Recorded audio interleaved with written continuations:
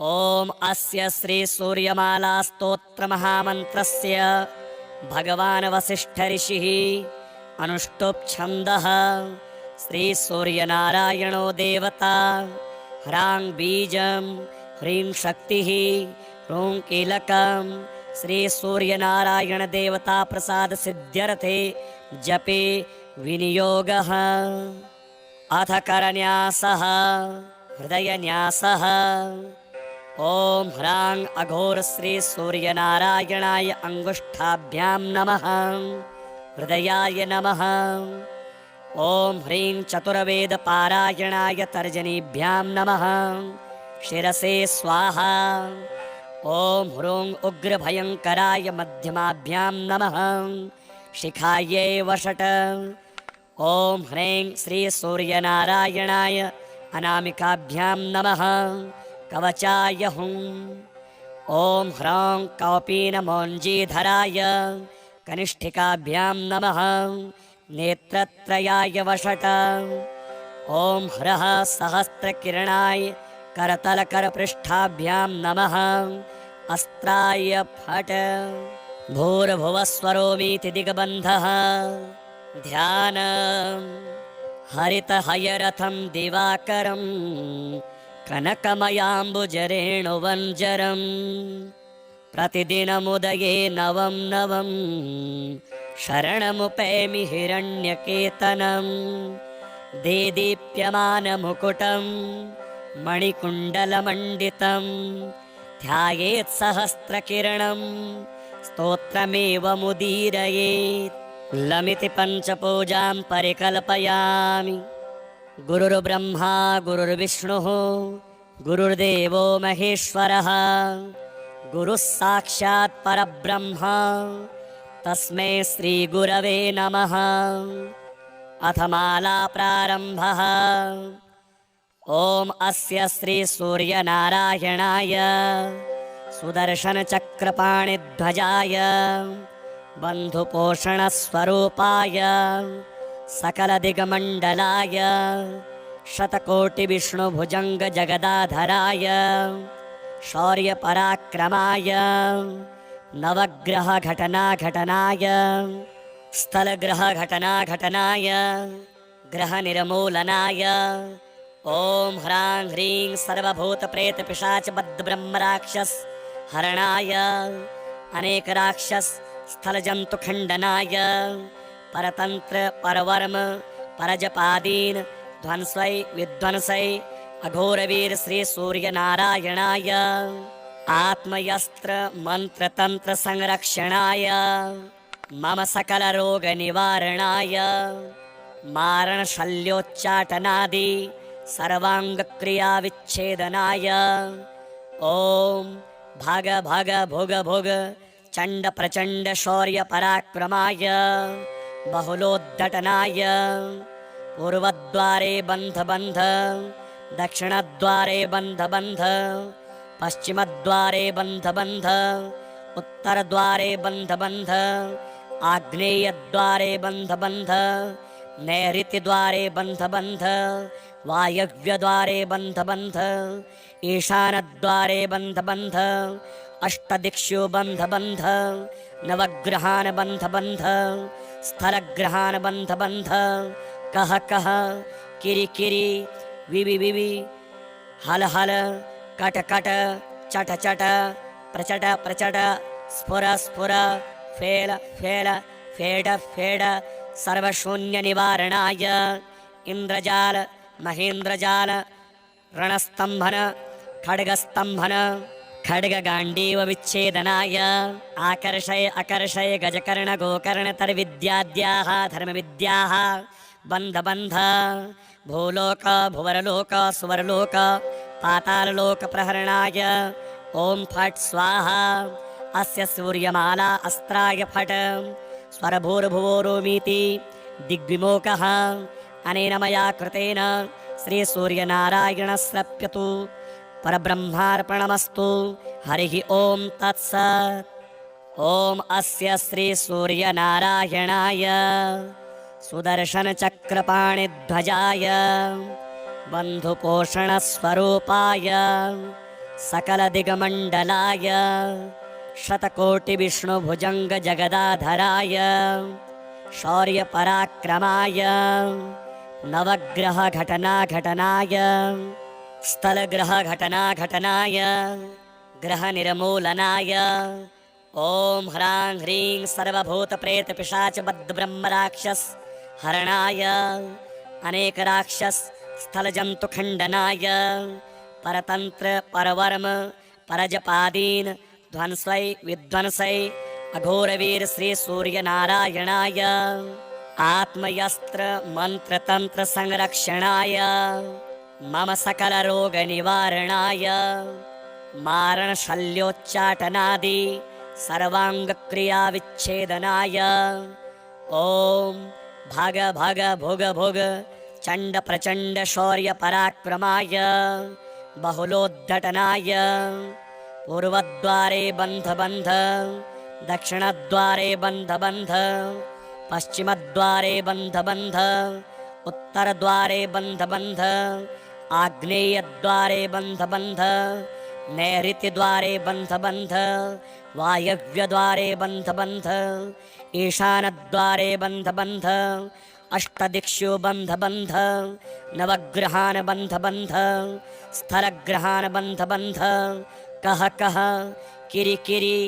विवि विवि हल हल कट कट चट चट प्रचट प्रचट स्फुर स्फुर फेल फेल फेड फेड सर्वशून्य निवारणाय इंद्रजाल महेंद्रजाल रणस्तंभन खड्गस्तंभन खड्गगांडीव विच्छेदनाय आकर्षय अकर्षय गजकर्ण गोकर्ण तरविद्याद्याः धर्मविद्याः बंध बंध भूलोक भुवरलोक सुवरलोक पाताललोक प्रहरणाय ओम फट् स्वाहा अस्य सूर्यमाला अस्त्राय फट् स्वरभूर्भुवोरोमीति दिग्विमोकः अनेन मया कृतेन श्री सूर्यनारायणस्रप्यतु परब्रह्मार्पणमस्तु हरिः ओम तत्सत् ओम अस्य श्री सूर्यनारायणाय सुदर्शनचक्रपाणिध्वजाय बन्धुपोषणस्वरूपाय सकलदिगमण्डलाय शतकोटिविष्णुभुजङ्गजगदाधराय शौर्यपराक्रमाय नवग्रहघटनाघटनाय स्थलग्रहघटनाघटनाय ग्रहनिर्मूलनाय ॐ ह्रां ह्रीं सर्वभूतप्रेतपिशाचबद्धब्रह्मराक्षस हरणाय अनेकराक्षस स्थलजन्तुखण्डनाय परतन्त्र परवर्म परजपादीन ध्वंसै विध्वंसै अघोरवीर श्री सूर्यनारायणाय आत्मयस्त्र मंत्रतंत्र संरक्षणाय मम सकल रोग निवारणाय मारण शल्योच्चाटनादि सर्वांग क्रिया विच्छेदनाय ओम भग भग भुग भुग चंड प्रचंड शौर्य पराक्रमाय बहुलोद्धटनाय पूर्वद्वारे बंध बंध दक्षिणद्वारे बंध बंध पश्चिमद्वारे बंध बंध उत्तरद्वारे बंध बंध आग्नेयद्वारे बंध बंध नैऋत्यद्वारे बंध बंध वायव्यद्वारे बंध बंध ईशानद्वारे बंध बंध अष्टदिक्षु बंध बंध नवग्रहान् बंध बंध स्थलग्रहान् बंध बंध कह कह किरि किरि विवि विवि हल हल कट कट चट चट प्रचट प्रचट स्फुर स्फुर फेल फेल फेड फेड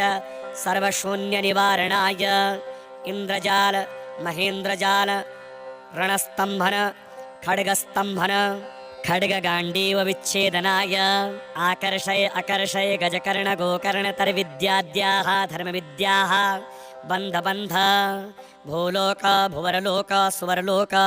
पाताललोक प्रहरणाय ओम फट् स्वाहा अस्य सूर्यमाला अस्त्राय फट् स्वरभूर्भुवोरोमीति दिग्विमोकः अनेन मया कृतेन श्री सूर्यनारायणस्रप्यतु परब्रह्मार्पणमस्तु। हरिः ओं तत्सत्। ॐ अस्य श्री सूर्यनारायणाय सुदर्शनचक्रपाणिध्वजाय बन्धुपोषणस्वरूपाय सकलदिग्मण्डलाय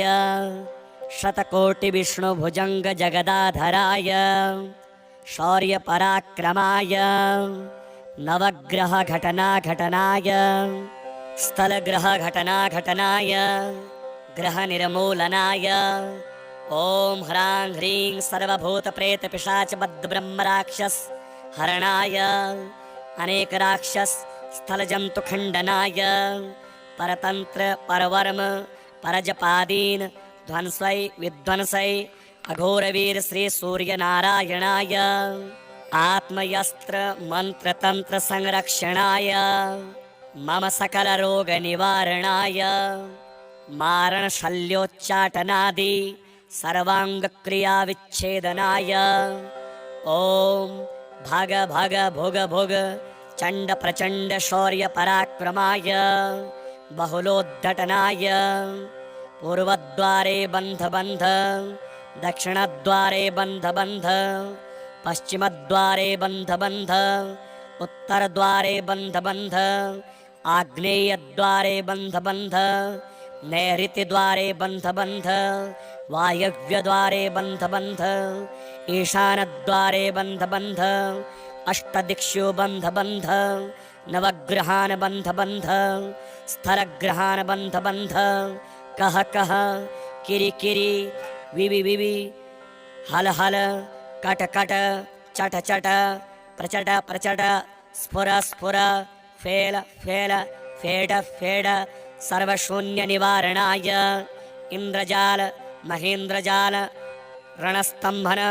खड्गस्तंभन खड्गगांडीव विच्छेदनाय आकर्षय अकर्षय गजकर्ण गोकर्ण तरविद्याद्याः धर्मविद्याः बन्ध बन्ध भूलोक भुवरलोक सुवरलोक पाताललोक प्रहरणाय ओम फट् स्वाहा अस्य सूर्यमाला अस्त्राय फट् स्वरभूर्भुवोरुमीति दिग्विमोकः अनेन मया कृतेन श्री सूर्यनारायणस्रप्यतु परब्रह्मार्पणमस्तु। हरिः ओं तत्सत्। ॐ अस्य श्री सूर्यनारायणाय सुदर्शनचक्रपाणिध्वजाय बन्धुपोषणस्वरूपाय सकलदिग्मण्डलाय शतकोटिविष्णुभुजङ्गजगदाधराय शौर्यपराक्रमाय नवग्रहघटनाघटनाय स्थलग्रहघटनाघटनाय ग्रहनिर्मूलनाय ॐ ह्रां ह्रीं सर्वभूतप्रेतपिशाचबद्धब्रह्मराक्षस हरणाय अनेकराक्षस स्थलजन्तुखण्डनाय परतन्त्र परवर्म परजपादीन ध्वंसै विध्वंसै अघोरवीर श्री सूर्यनारायणाय आत्मयस्त्र मंत्रतंत्र संरक्षणाय मम सकलरोगनिवारणाय मारणशल्योच्चाटनादि सर्वाङ्गक्रियाविच्छेदनाय ॐ भग भग भुग भुग चण्ड प्रचण्ड शौर्य पराक्रमाय बहुलोद्धटनाय पूर्वद्वारे बन्ध बन्ध दक्षिणद्वारे बन्ध बन्ध पश्चिमद्वारे बन्ध बन्ध उत्तरद्वारे बन्ध बन्ध आग्नेयद्वारे बन्ध बन्ध नैऋत्यद्वारे बन्ध बन्ध वायव्यद्वारे बन्ध बन्ध ईशानद्वारे बन्ध बन्ध अष्टदिक्षु बन्ध बन्ध नवग्रहान् बन्ध बन्ध स्थलग्रहान् बन्ध बन्ध कह कह किरि किरि विवि विवि हल हल कट कट चट चट प्रचट प्रचट स्फुर स्फुर फेल फेल फेड फेड सर्वशून्य निवारणाय इंद्रजाल महेंद्रजाल रणस्तंभन खड्गस्तंभन खड्गगांडीव विच्छेदनाय आकर्षय अकर्षय गजकर्ण गोकर्ण तरविद्याद्याः धर्मविद्याः बन्ध बन्ध भूलोक भुवरलोक सुवरलोक पाताललोक प्रहरणाय ॐ फट् स्वाहा अस्य सूर्यमाला अस्त्राय फट् स्वरभूर्भुवोरोमीति दिग्विमोकः अनेन मया कृतेन श्रीसूर्यनारायणस्रप्यतु परब्रह्मार्पणमस्तु हरिः ॐ तत्सत्। ॐ अस्य श्रीसूर्यनारायणाय सुदर्शनचक्रपाणिध्वजाय बन्धुपोषणस्वरूपाय सकलदिगमण्डलाय शतकोटिविष्णुभुजङ्गजगदाधराय शौर्यपराक्रमाय नवग्रहघटनाघटनाय स्थलग्रहघटनाघटनाय ग्रहनिर्मूलनाय ॐ ह्रां ह्रीं सर्वभूतप्रेतपिशाचबद्धब्रह्मराक्षस हरणाय अनेकराक्षस स्थलजन्तुखण्डनाय परतन्त्र परवर्म परजपादीन ध्वंसै विध्वंसै अघोरवीर श्रीसूर्यनारायणाय आत्मयस्त्र मन्त्रतन्त्र संरक्षणाय मम सकलरोगनिवारणाय मारणशल्योच्चाटनादि सर्वाङ्गक्रियाविच्छेदनाय ॐ भग भग भुग भुग चण्ड प्रचण्ड शौर्यपराक्रमाय बहुलोद्धटनाय पूर्वद्वारे बन्ध बन्ध दक्षिणद्वारे बन्ध बन्ध पश्चिमद्वारे बन्ध बन्ध उत्तरद्वारे बन्ध बन्ध आग्नेयद्वारे बन्ध बन्ध नैऋत्यद्वारे बन्ध बन्ध वायव्यद्वारे बन्ध बन्ध ईशानद्वारे बन्ध बन्ध अष्टदिक्षु बन्ध बन्ध नवग्रहान् बन्ध बन्ध स्थलग्रहान् बन्ध बन्ध कह कह किरि किरि विवि विवि हल हल कट कट चट चट प्रचट प्रचट स्फुर स्फुर फेल फेल फेड फेड सर्वशून्यनिवारणाय इन्द्रजाल महेन्द्रजाल रणस्तम्भन खड्गस्तम्भन खड्गगाण्डीवविच्छेदनाय आकर्षय अकर्षय गजकर्ण गोकर्ण तर्विद्याद्याः धर्मविद्याः बन्ध बन्ध भूलोक भुवरलोक सुवरलोक पाताललोक प्रहरणाय ॐ फट् स्वाहा अस्य सूर्यमाला अस्त्राय फट् स्वरभूर्भुवोरोमीति दिग्विमोकः अनेन मया कृतेन श्रीसूर्यनारायणस्रप्यतु परब्रह्मार्पणमस्तु हरिः ॐ तत्सत्। ॐ अस्य श्रीसूर्यनारायणाय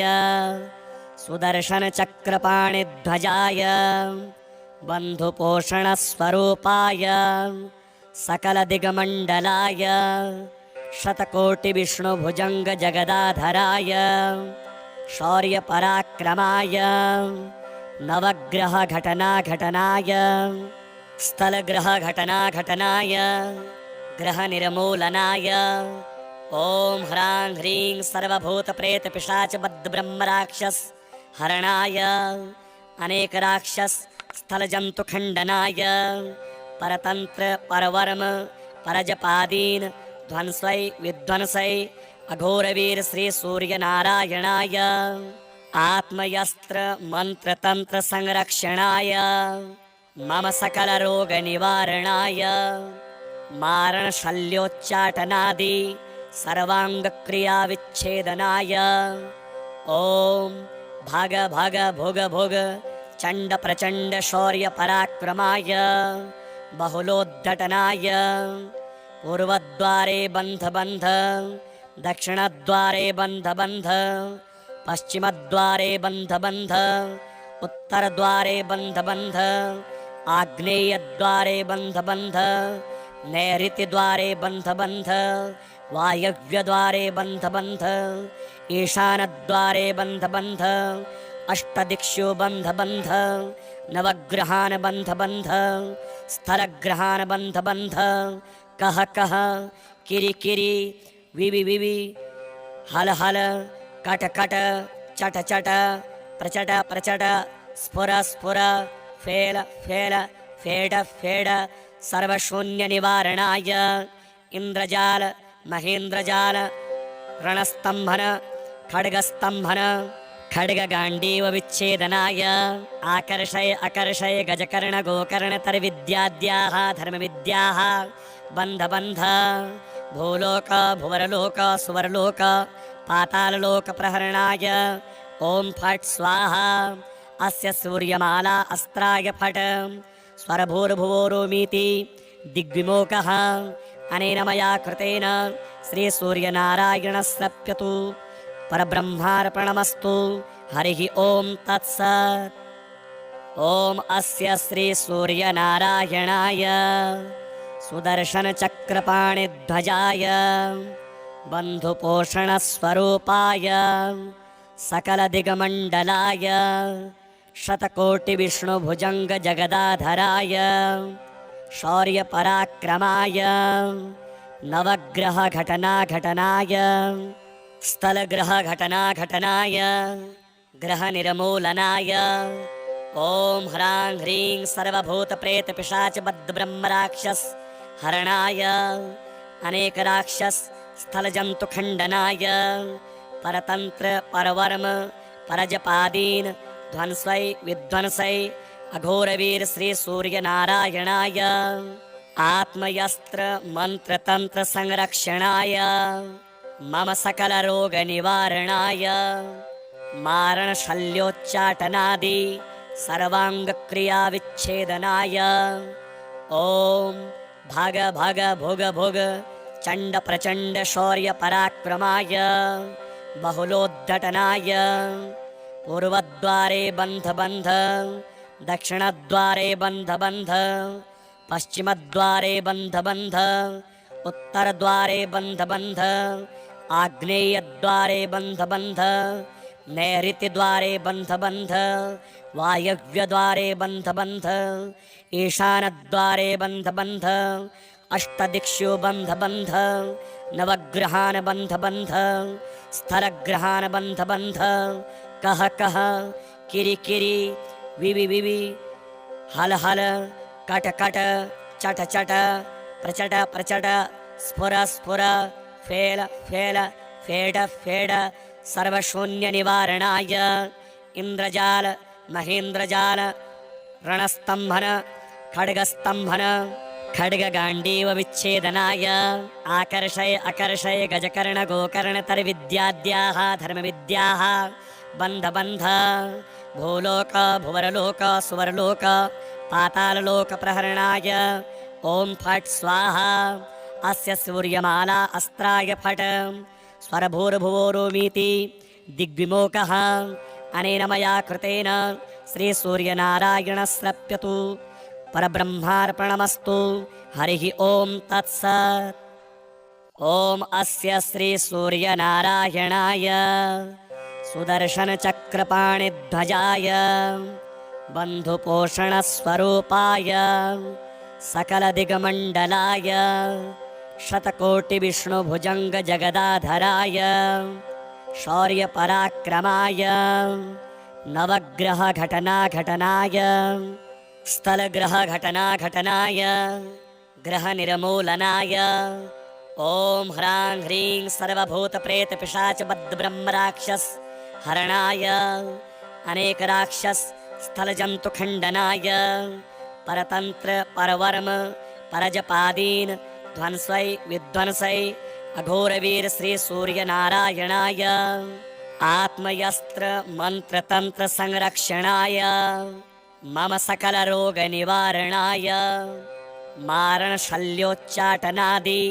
सर्वाङ्गक्रियाविच्छेदनाय ओम भग भग भुग भुग चण्ड प्रचण्ड शौर्य पराक्रमाय बहुलोद्धटनाय पूर्वद्वारे बन्ध बन्ध दक्षिणद्वारे बन्ध बन्ध पश्चिमद्वारे बन्ध बन्ध उत्तरद्वारे बन्ध बन्ध आग्नेयद्वारे बन्ध बन्ध नैऋत्यद्वारे बन्ध बन्ध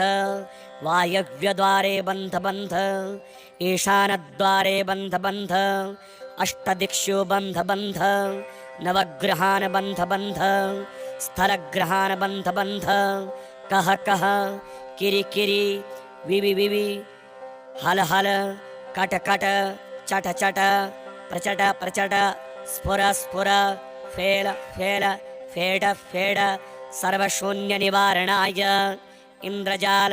महेन्द्रजाल रणस्तम्भन खड्गस्तम्भन खड्गगाण्डीव विच्छेदनाय आकर्षय अकर्षय गजकर्ण गोकर्णतर्विद्याद्याः धर्मविद्याः बन्ध बन्ध भूलोक भुवरलोक सुवरलोक पाताललोक प्रहरणाय ॐ फट् स्वाहा अस्य सूर्यमाला अस्त्राय फट् स्वरभूर्भुवोरुमीति दिग्विमोकः अनेन मया कृतेन श्रीसूर्यनारायणस्रप्यतु परब्रह्मार्पणमस्तु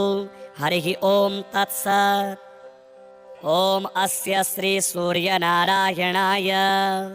सुदर्शनचक्रपाणिध्वजाय बन्धुपोषणस्वरूपाय सकलदिगमण्डलाय शतकोटिविष्णुभुजङ्गजगदाधराय शौर्यपराक्रमाय